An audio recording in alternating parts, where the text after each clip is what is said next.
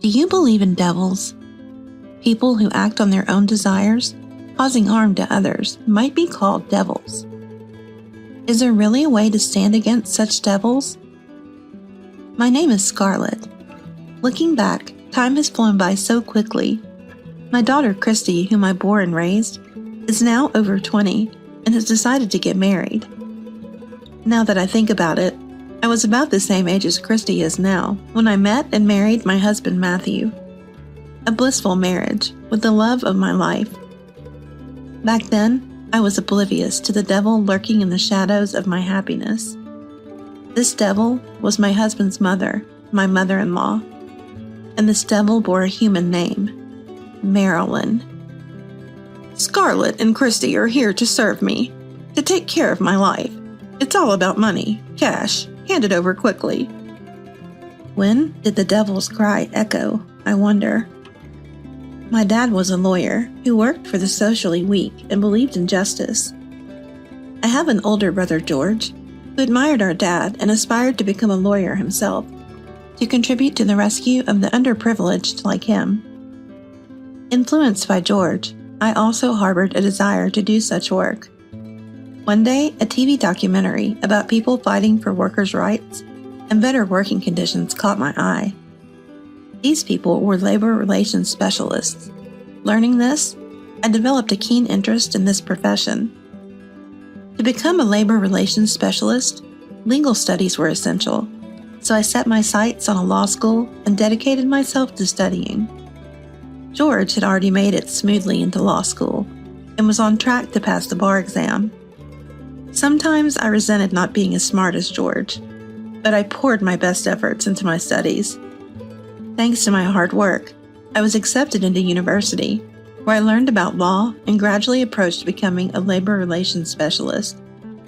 Maybe because I wasn't brilliant as George, the study of law and university exams were quite challenging, but I persevered. Eventually, I graduated, obtained my degree, and got the necessary qualifications.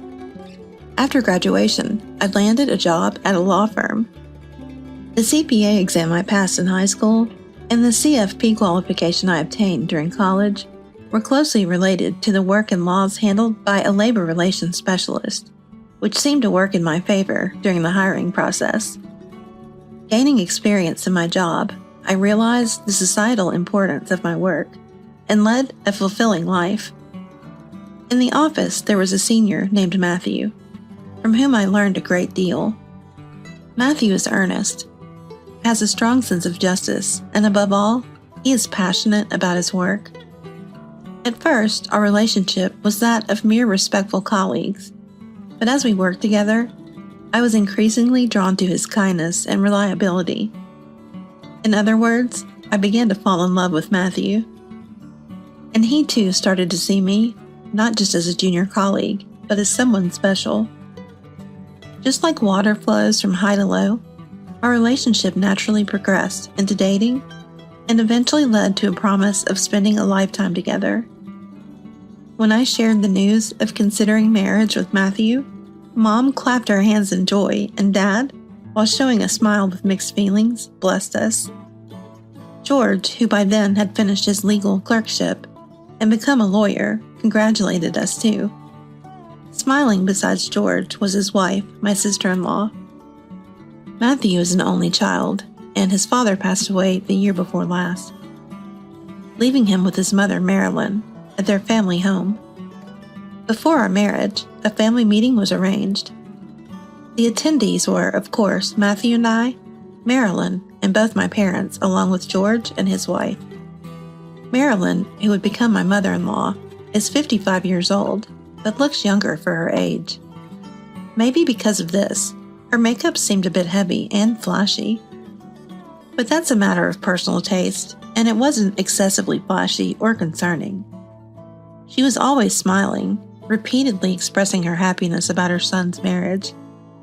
As greetings ended and conversation flowed, my mom said, "It must be lonely since your husband passed away." "Oh no, not at all. I've actually found freedom in being alone, and I have Matthew with me, so I'm not lonely," Marilyn replied nonchalantly. I thought that would be the end of it, but Marilyn continued. My husband left a decent fortune, so I don't have any financial troubles. I even invest some of it and get returns.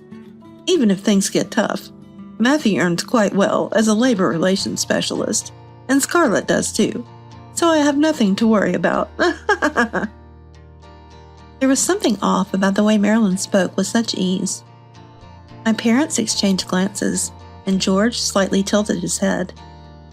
Marilyn seemed oblivious to their reactions and kept talking. I hear Scarlett's father and brother are also lawyers, earning quite well. It's an honor to become relatives with such people. Mother, what are you saying? That's rude. Matthew interjected. With a cool smile, she responded. Rude? How so? I'm just admiring how great that is. I'm not saying anything bad. I'm happy to become relatives with a wealthy family. I'm just honestly expressing my joy.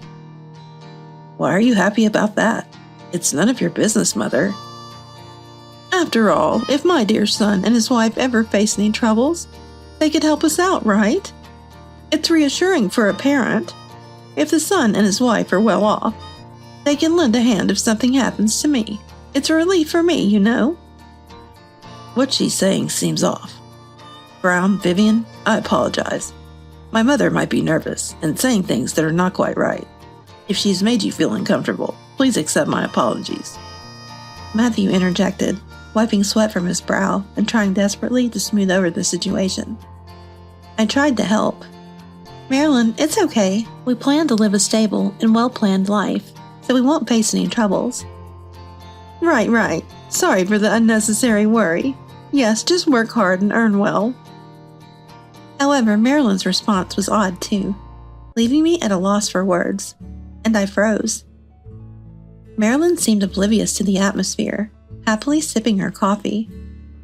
That evening, back at home, my family expressed their discomfort about Marilyn. Is that mother-in-law okay? Is that just her personality? Or is she saying those things deliberately? If it's deliberate, what's her intent? I don't know. She seems to be a completely different type from us. It's incomprehensible to talk about money and wealth in such a setting. Is that normal for her? The family meeting, including my sister-in-law, was filled with questions. Actually, after that family meeting, Marilyn said something to me. As the meeting ended and everyone started to leave, I happened to be the last one with Marilyn. Hey, Scarlett, you're going to live with me after you get married, right? Let's discuss living expenses and housework. It'll be a help for me. After all, Matthew is a boy and can't do any housework. I had never considered living with Marilyn. She is still healthy and not of an age to be considered elderly. I wanted to start my married life with just Matthew, and I thought that was only natural. I didn't tell my parents or George about this interaction, but I mentioned Marilyn's words to Matthew the next day. I never thought about living with Marilyn right after getting married. You're not considering that, are you, Matthew? Of course not. My wish is to build a life just with you after our marriage. And Scarlett, I'm telling you this because it's you, but I can't wait to leave that house. I understood Matthew's feelings, but when I asked him why he was so eager to leave his family's home, he said, You might have felt it during the family meeting, but my mother has an abnormal obsession with money. It was just as my family had suspected. She often demands money from me, saying she raised me, and even specifies a substantial amount as rent every month. Matthew didn't understand why Marilyn was so fixated on money. It might be something she was born with, he thought. As I'm starting a new family with you, I think it's better to keep some distance from my mother. Actually, I want to. Later, Matthew clearly told Marilyn that we would not be living with her. Thus, we could start our sweet married life together in our own place. However, I would later find out that Matthew hadn't told me everything. As we both worked, we decided to contribute equally to our living expenses and save the rest. That was our plan, but the amount Matthew was supposed to put into our joint bank account was consistently short. When I asked him about it, his answer was shocking. Sorry, I've had to send money to Mom. and there are some essential expenses for myself that I can't cut down, so I can't fully contribute to our joint account. Matthew, who had lived at home until marriage, had been depositing a significant amount of money at Marilyn's behest each month. He thought leaving home would end this, but Marilyn insisted on continuing the payments under the guise of remittances. Unconvinced, I decided to confront Marilyn and visited my in-laws' home. "Marilyn, I heard that Matthew is sending you money, but isn't that strange? You're well and have father-in-law's inheritance, so why do you need money from Matthew?" But Marilyn acted as if it was the most natural thing. "What are you talking about? Matthew lived here and paid money every month. I intended to receive money from both after your marriage, but since you refused to live with me, he still owes his duty as a son. In fact, I'm only asking for 1.5 people's share, not 2, so you should be grateful." I couldn't comprehend how she could think like that. Such arbitrary rules, and what duties are you talking about? A son should give money to his mother. That's common sense. Even a son's wife should contribute to her mother-in-law. Don't you know that? Such common sense does not exist. When I firmly denied it, Marilyn's tone changed completely. Marilyn erupted. "You ungrateful fool! I was nice to you, and now you've gotten too comfortable. I won't hold back anymore. You married my son. I will thoroughly teach you what it means to be a wife." Her eyes narrowed, and although not quite split, her mouth twisted into an ugly shape as she hurled insults at me. I was stunned by this unexpected change and felt a surge of fear. I don't remember much after that. I fled the in-laws' house as if escaping. Back home, I told Matthew what happened. But as I spoke, the fear and shock I had felt resurfaced, and tears overflowed. "My mother has an abnormal obsession with money," Matthew explained, "and she's become aggressive toward anything that doesn't align with her wishes. Her sudden shift from calm to rage is shocking." Matthew said that from now on, he would handle things, and that I should avoid Marilyn as much as possible. Indeed, I didn't want to have anything to do with Marilyn, but I wondered if it was fair to leave Matthew to deal with her alone. I don't know what discussions took place between Matthew and Marilyn afterward, but Marilyn stopped bothering me. Matthew didn't explain in detail, but it was clear to me. The amount Matthew was sending Marilyn each month had increased. Life seemed calm on the surface, but it wasn't entirely peaceful.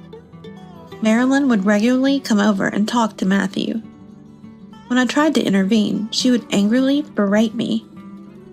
"I have nothing to discuss with you. Don't interfere in conversations with my son, you fool." This happened repeatedly, and Marilyn always left looking satisfied. Matthew wouldn't share the details, but it was easy to guess he was giving her money. It was frustrating to see Matthew's weak stance towards Marilyn, but seeing his distressed state made me want to protect him. Yet I was at a loss for what to do, and couldn't discuss it with my parents or George. During this time, I became pregnant with Matthew's child and gave birth to our beloved daughter, Christy. My parents and George and his wife were overjoyed and celebrated the birth. George and his wife, having no children themselves, shared our happiness as if it were their own. Marilyn, too, was thrilled about her first grandchild, but for entirely different reasons. "Such a win! We've got a future earner. A boy might earn more, but a girl can marry rich, then you're set. You'll get a hefty celebration gift from Scarlett's family, right? That's like a windfall. Lucky us!" Marilyn only saw her grandchild as a means to gain money. "Hey, give me the celebration gift money. It's a happy occasion after all." Marilyn, for some reason, started to demand money from us after we had our child. "What do you mean? Normally, we should receive a celebration gift from you, Marilyn, right?" "What are you talking about? Listen, you two became parents because I gave birth to Matthew. It's because of me that this celebration event happened. So, I should be the one to receive the celebration gift. Don't you understand? Or are you just stupid?" She spouted this nonsensical logic with a detestable face and then proceeded to extort money from us. There are too many episodes with Marilyn to narrate them all here. Even as our family suffered under Marilyn's manipulation, our daughter Christy grew up healthy. Having been subjected to Marilyn's influence since she was young, Christy deeply detested her. Our life could have been happy with just the three of us, excluding Marilyn. However, when Christy was 13, tragedy struck our family. Matthew had to undergo a re-examination after a health check, which revealed a significantly advanced malignancy. He passed away after just 3 months of battling the disease. After the solemn funeral, Marilyn's words were jarring. "I expected Matthew to contribute more, but his early passing was unexpected, a real wrench in my plans.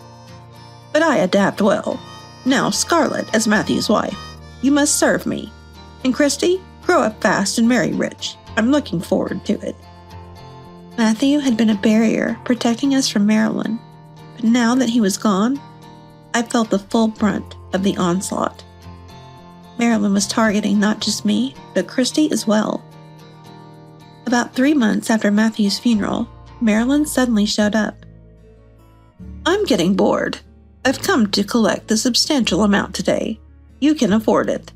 Matthew's inheritance must have come in. Hand it over quickly." Matthew's inheritance is meant for Christy's future. Why should I give it to you? Matthew's inheritance rightly belongs to his mother, me. It's absurd that it goes to the wife and child instead, according to some ridiculous law. So I'll take it directly from you. I have that right. You, as his wife, must take care of me, and Christy has to look after her grandmother. That's common sense in society.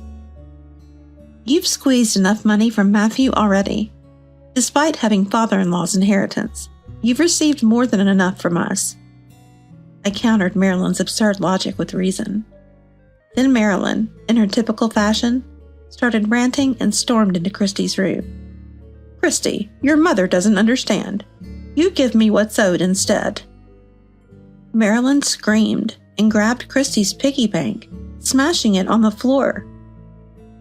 The piggy bank shattered, scattering coins everywhere. Marilyn picked up the money with a terrifying expression. Christy stood frozen, trembling at the unbelievable scene. I was too stunned to intervene or even speak.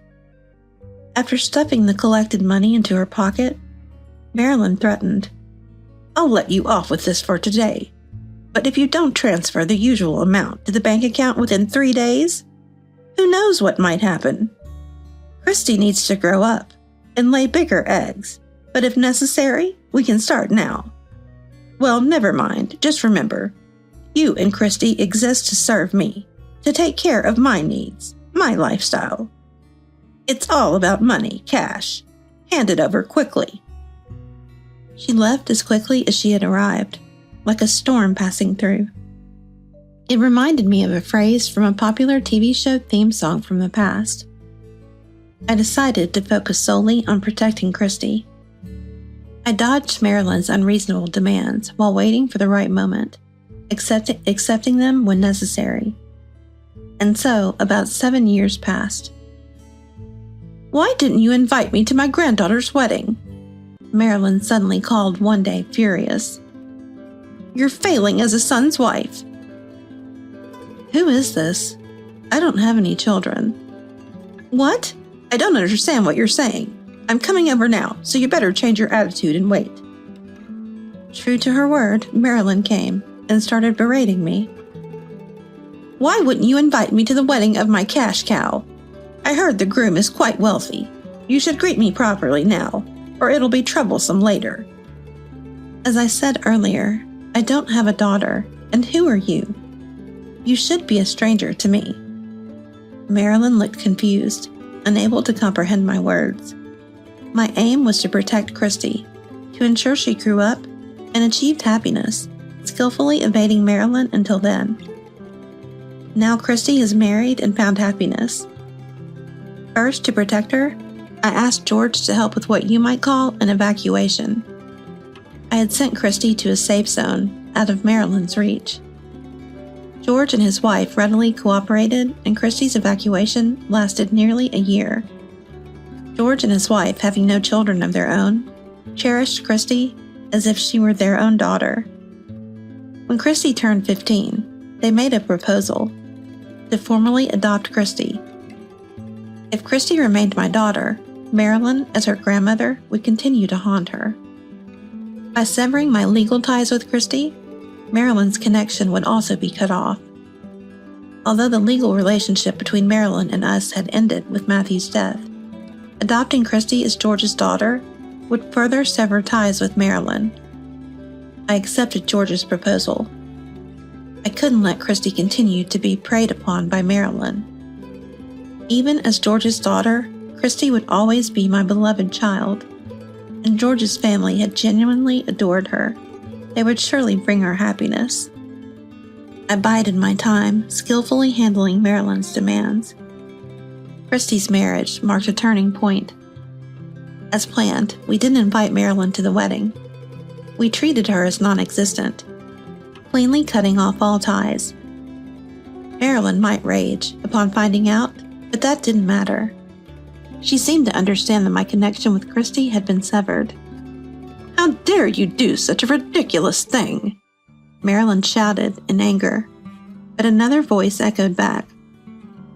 "You've caused enough suffering for Scarlett and Christy. You'll pay for it." I had called George before Marilyn arrived.